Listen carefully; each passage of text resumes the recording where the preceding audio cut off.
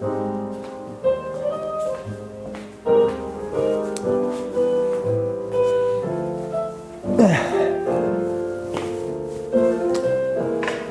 안녕하십니까. 정 본부장입니다. 요즘 아주 그냥 유튜브가 저희 뉴스룸이 여기저기 공간이 많아졌어요. 예, 이쪽에서 한번 찍어봤습니다. 조명이 너무 많다 보니까 조명을 안 써야 되는데 자꾸 쓰게 되는 것도 이게 문제인 것 같아요. 조명을 좀 덜 쓰는 것도 중요한데. 자, 오늘 일요일입니다. 시간이 지금 1시 반이네요. 방금 점심을 먹었어요. 앞에 대한이 집에서 순두부 찌개를 먹었습니다. 늘 잘해주죠. 아주머니께서 늘 잘해주고 어디 가냐고 물어보더라고요. 어디 간 게 아니라 여기 온 거죠. 항상 뭔가 범상치 않은 느낌으로 생각을 하기 때문에 제가 봐도 범상치 않죠. 어디 개인적인 어떤 골프를 친다든지 친구들하고 놀려다니면서 어디 당구를 친다든지 어떤 개인적인 어떤 유흥을 즐긴 적이 한 번도 없어서 그런지 모르겠는데 그런 게 좀 익숙치가 않습니다. 자, 오늘 여러분들한테 드리고 싶은 말씀은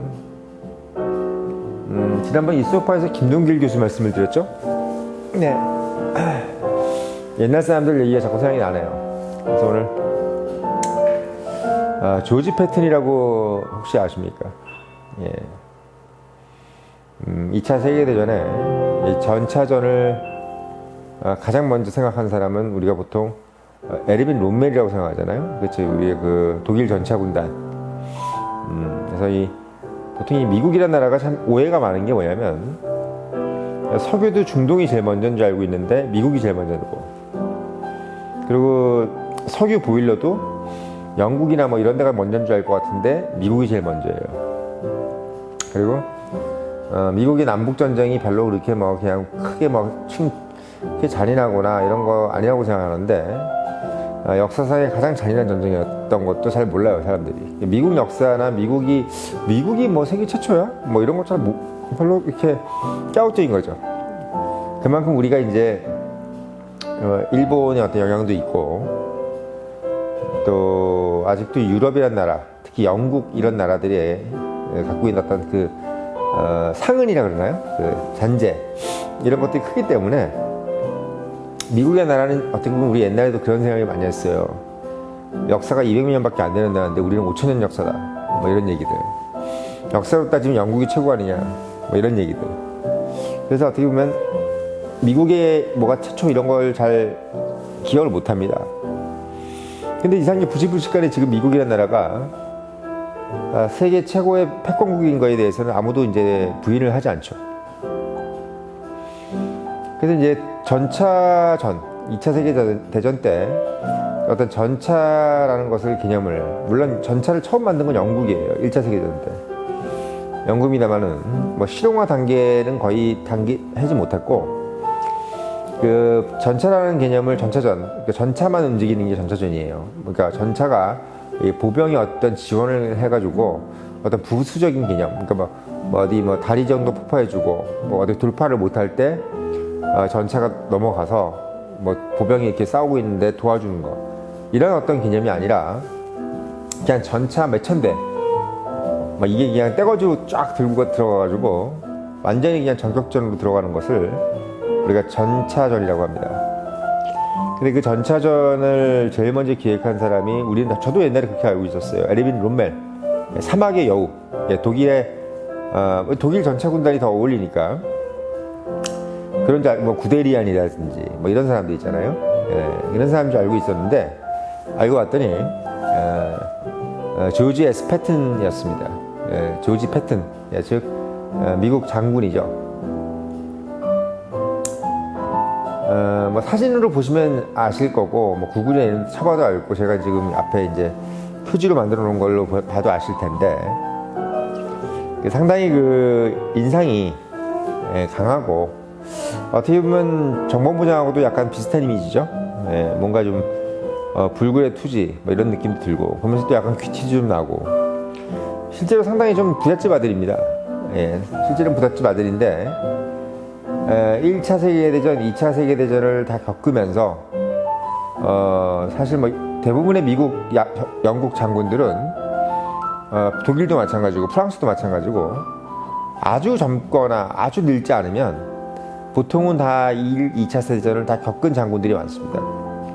그래서 한 번 전쟁을 겪었다 보니까 뭐 두 번째 전쟁은 상당히 참혹해졌어요. 참혹해졌습니다. 뭐 에르빈 롬멜이라든지 저기 소위 해서 뭐 소련의 주코프라든지 뭐 이런 사람들도 그렇고 뭐 메가도도 1차 세계대전을 참전했죠. 그러니까 우리가 더글라스 메가도라든지 조지 패튼 또는 몽고메리 에드가 몽고메리죠. 에드가 몽고메리 장군 같은 사람들도 뭐 어떻게 에드가 몽고메리 유명해진 건 바로 그 우리가 방금 얘기했던 독일 전차 군단의 최우선 선봉에 있었던 에르빈 롬멜을 이겼기 때문에 이제 에드가 롬멜이 유명해졌죠. 근데 조지 패튼이라는 사람은 바로 그 전차전을 제일 먼저 고안해낸 사람이고 실제적으로 가장 성깔도 급하고 또 뭔가 이 속도전을 너무나 좋아하는 그런 사람이었습니다. 근데 이 조지 패튼에 대한 말씀을 왜 드리냐면 우리 젊은 분들이 약간 실정형 인재, 뭐 뒤에도 제가 이렇게 화면에 써놨지만 우리가 보통 이제 어른들이 좋아하는 실정형 인재가 몇 가지가 있어요. 사실 보통 뭐 이제 어른들이 좋아하는 것은 첫째, 하달달 명령을 빨리 응답하는 사람, 리스폰스가 빠른 사람, 뭔가 하자 그랬을 때 거기에 대한 빠른 응답, 뭐 빨리 될 것 같습니다, 또는 뭐 안 될 것 같습니다, 벌써 시작했습니다, 뭐 이런 얘기들. 어떤 그런 어른뿐만 아니라 어떤 기업들도 다 마찬가지예요. 우리가 어떤 기업이라고 얘기하면 그걸 우리가 무생물의 기업이라고 생각하면 안 됩니다. 기업 안에 있는 바로 최고 CEO들 또는 보딩 멤버들, 이런 사람들이 기업인 거예요. 그 사람들이 의사결정을 하기 때문이죠. 근데 기업이, 그래서 어제도 말씀드렸지만 정치보다 훨씬 더 독재적이에요. 또 그럴 수밖에 없습니다. 자본주의라는 것이 이제 제가 저번에 말씀드렸지만 그 선장의 리더십이기 때문에 이 뭐 망망대해에서 배가 떠 있는데 이거 뭐 선장만 안 듣고 막 선언만 듣다가는 오도 가도 못하고 거기서 그냥 무풍지대에서 죽는 거예요. 그런 부분을 생각한다면은 선장의 리더십은 맞는 거예요. 기업에서 만약에 민주주의로 저기 했다가는 다 죽습니다. 빠른 결단과 결정이 필요한 거죠. 그래서 그런 부분에 있을 때 이제 빠른 응답, 리스폰스가 중요하기도 하지만 어쨌든 간에 제일 중요한 것은 뭐냐면 결과물을 빨리 내는 걸 되게 중요시 여겨야 돼요. 너무 빠른 결과물은 상당히 또 부실한 어떤 프로세스를 가지지 않겠느냐 이렇게 생각하지만 실제적으로 우리가 봤을 때 빠른 결과물도 그렇게 부실하지 않습니다. 오히려 시간을 너무 오래 가져가는 게 부실해요. 시간을 너무 오래 가져가는 거. 그러니까 너무 저는 그 6개월이라고 항상 말씀을 드리는데 어떤 아퍼레이션, 작전이라고 그러죠.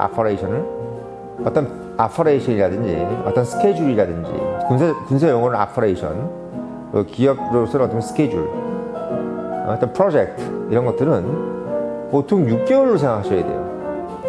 6개월의 기간 안에서 끝장을 보든지 결과가 나오든지 이게 나와야 되는 거예요. 그게 뭐 비록 그 6개월이 걸려서 뭐 앞으로 10년 대계를 위한 6개월이라 하더라도 그 6개월은 어떤 결과물이라든지 또는 그 시그널이 나오게 만들어주는 충분한 시간이라고 생각합니다. 그런 면에서 조지 패튼 장군 2차 세계대전 때 미국의 이제 육군 장군이죠. 별이 4개였어요. 별 4개, 대장이죠. 가장 본인이 좋아했던 말이 이겁니다. 공포는 잠깐만 지나면, 여기서 뭐 1분이든 10분이든 잠깐만 지나면 용기가 된다 라는 말이 아주 유명한 말인데 그가 늘 썼던 말입니다. 그러니까 사실 누구나 다 그렇죠. 일을 하는 데 있어서나 또는 뭐 어떤 행사를 치른다거나 제가 뭐 군대에 있을 때 예를 들면 아침에 뭐 갑자기 뭐 준비태세 새벽 4시에 갑자기 비상이 걸려서 막 군장을 다 싸가지고 머리에 헬멧을 쓰고 새벽 6시에 이제 아침 전병장이 딱 튀어나오는 그런 연습을 상당히 많이 했어요. 근데 할 때마다 하기 전에는 되게 막 1시, 2시, 3시, 4시 막 이럴 때 보면 저거 비상등 언제 올려 막 이런 식으로 막 기다리고 있는단 말이죠. 근데 막상 비상등이 벨이 울리고 군장을 싸고 나가면 또 별거 아니에요. 별거 아닙니다. 그러니까 말하자면 조지 패튼 말 맞다나 뭐 적군의 통을 맞든 또는 뭐 너무 공포스러운 상황이든 뭔가 기동전을 할 때는 항상 공포스럽잖아요. 뭐 말을 빨리 달린다든지 또는 뭐 전차가 천대가 갑자기 확 움직인다. 그럼 뭐 전차가 갑자기 중간에 누가 빠질 수도 있는 것이고 뭐 적의 어떤 함정에 걸려서 뭐 올도 가도 못하게 될 수도 있는 것이고 여러 가지 어떤 공포스러운 상황들이 많이 전개가 된단 말이죠. 특히 기업도 마찬가지입니다. 일단 여러분들도 마찬가지지만 회사 나가기 싫잖아요. 근데 일단 나가면 어때요? 뭐 아무렇지도 않은 거예요. 아무렇지도 않은 겁니다. 그래서 뭐 지난번에 제가 김동길 교수 얘기할 때 가장 김동길 교수가 좋아했던 말 중에 하나가 이 삶에 대해서 너무 이 미련을 갖지 않는다라는 부분이 그분이 좋았다 이렇게 말씀을 드렸잖아요. 마찬가지로 이 조지 패튼은 이 공포에 대해서 상당히 잘 컨트롤했던 사람 같아요. 예. 본인이 워낙 정격전도 좋아하고 뭐 속도전도 좋아하지만 이 속도전이든 뭐 정격전이든 간에 결국은 자기가 앞장서야 되는 거예요. 늘 자기가 앞장섰죠. 뭐 일주일 뭐 잠을 안 자고 가는 행군이라든지 이런 것들 본인이 잠도 같이 안 자고 같이 그 무스탕 입고 부츠 신고 같이 걸어갔습니다. 그러니까 어떻게 보면 장병들하고 같이 움직인 거죠.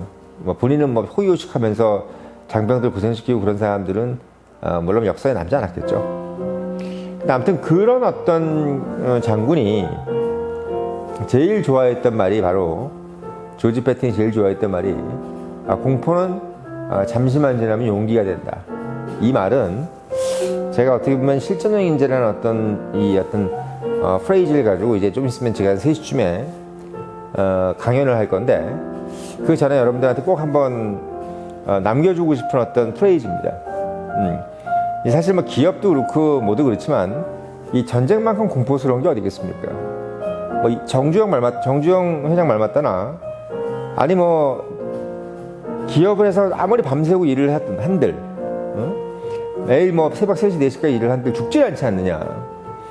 우리 기업이라는 것이 사회회사라는 것이 결국은 전쟁보다는 훨씬 쉬운 일 아니냐. 이 사람이 죽어나가는 거 아니지 않느냐. 이렇게 얘기할 정도로 이제 전쟁을 겪으신 분들은 전쟁의 참혹함이나 무서움을 알고 있어요.